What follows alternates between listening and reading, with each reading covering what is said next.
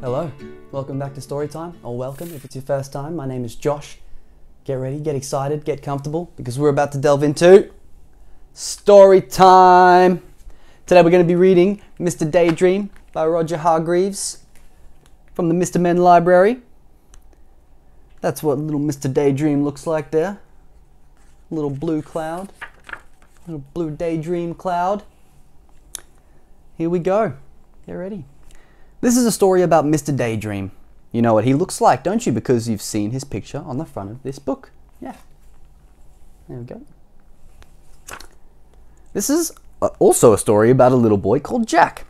And you don't know what he looks like, so here's a picture of him. That's Jack.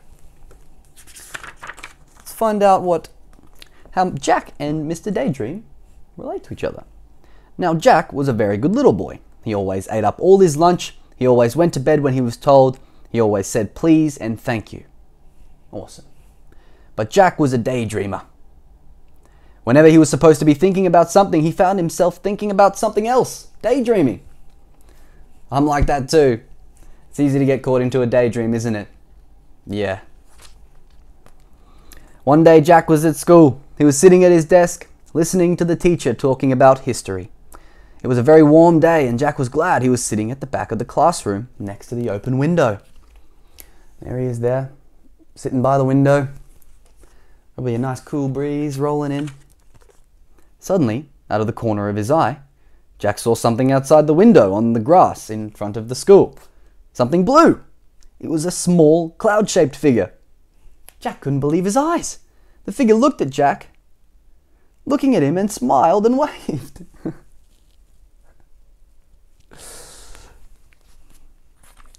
That's little Mr. Daydream there. Jack looked at his teacher, who was still talking. Then he got up quietly, ever so quietly, and slipped out of the open window. He crossed the grass to the strange-looking, cloud-shaped figure.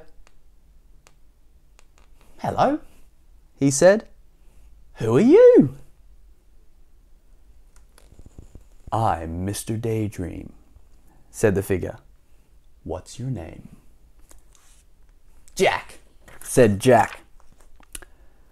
"I'm going off on an adventure," said Mr. Daydream to Jack. "Would you like to come with me?" "Oh, yes, please," replied Jack. "Very well then," said Mr. Daydream, and putting 2 fingers in his mouth, he let out the loudest whistle Jack had ever heard in his whole life. There he goes. He's doing the whistle where you go. And there's a little music note there to show that it's a whistle. A huge bird swooped down out of the sky and landed beside Jack and Mr. Daydream. "Come on," said Mr. Daydream to Jack, and climbed onto the bird's back. Jack climbed on too. It was a really enormous bird, and there was plenty of room for the both of them. "Hold on," said Mr. Daydream. Jack held on tight. Look at the size of that bird. Whoa, and they're going flying around. It's fun going on adventures with Mr. Daydream. A huge bird flapped its huge wings and suddenly they were high up in the air. They flew faster and faster over the countryside. They flew over fields and farms and towns and hills and trees and valleys until they were far, far away from Jack's school. It was very exciting. Look at them there, on an adventure, cruising through the air, flying on a giant bird. It's kind of like flying on a plane sort of thing, except you're on a bird. Outside everything. Very dangerous, though. Mr. Daydream turned to Jack. "How would you like to go to Africa?"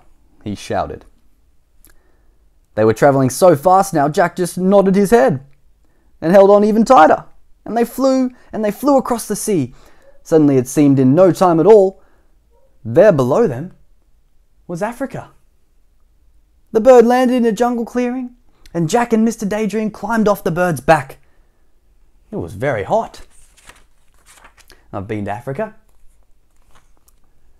And so is a lot of the family. It's beautiful there. Recommend it. "Come on," said Mr. Daydream to Jack. "Let's go and explore." So off they set, pushing their way through the jungle. Suddenly, in the middle of a clearing, they saw an elephant. Wow. "Hello, Mr. Daydream," trumpeted the elephant down its trunk. Would you like a lift?" "Yes, please," replied Mr. Daydream, and the elephant reached out his trunk, picked him up, and then put him on his back. Then he reached out his trunk again, picked up Jack, and put him on his back. He was very high. Elephants are very, very, very big animals. So they're up riding on an elephant's back. The elephant carried them through the jungle until they came to a river. Then he set them down on the ground, said goodbye, and went off back into the jungle. "Ooh. How are we going to cross the river?" Jack asked Mr. Daydream. "Perhaps I can be of assistance," wheezed a particularly oily voice coming from the river. They looked and there was a crocodile. "Use my back as a bridge," suggested the crocodile. He was very helpful. It's extremely dangerous. Don't recommend doing that. They're just roaming around the African wilderness. It's very scary, but don't worry. All these creatures are friendly in this fun story. Crocodiles, look, they're showing its big sharp teeth there. In real life, very, very, very scary. But in here, he's a friendly crocodile helping them out. That's cool. They were halfway across the river on the crocodile's back when the crocodile grinned a rather nasty grin. All teeth and no smile. Then flicking his enormous tail and shooting Jack and Mr. Daydream up into the air, the crocodile opened his horribly large mouth and waited. It was very frightening. So that's what he's doing, opening his mouth. He shot them up into the air and he's opening his mouth, waiting to catch them and eat them. Uh-oh. "Oh dear," gasped Jack as he looked down at the enormous mouthful of teeth. "Oh dear, oh help!" Mr. Daydream, upside down beside him, put 2 fingers in his mouth and let out a very large whistle of his. Suddenly, just as the crocodile's mouth was about to snap, the big bird swooped down out of the sky. Mr. Daydream and Jack landed right on the bird's back. "Phew," said Jack. "Bother," said the crocodile. He almost got himself some food there, the croc. "Well, I promised you an adventure, didn't I?" grinned Mr. Daydream. Sorry, that wasn't his voice. We got to get back into his voice. "Well, I promised you an adventure, didn't I?" grinned Mr. Daydream. Is that better, Mr. Daydream? Is that, yeah? Thanks. "You certainly did," said Jack. "And now," said Mr. Daydream, "I think we will go to Australia." And they did. Woo! That's my home. And the fam's home as well. Mum, Dad, and our little siblings. We're from Australia. Alright. Jack learned to throw a boomerang so that it always came back to him. That's cool. Boomerangs, when you throw them, they fly around, they come back to you. "And now," said Mr. Daydream, "I think we will go to the North Pole." "I think we will go to the North Pole," is how he would say it. And they did. And Mr. Daydream fell right up to his middle in a snowdrift. That's Mr. Daydream sitting in snow.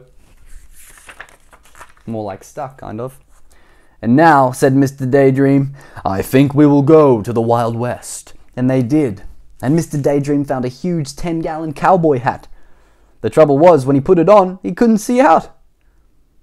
"Jack!" he called from underneath the hat. "Jack!"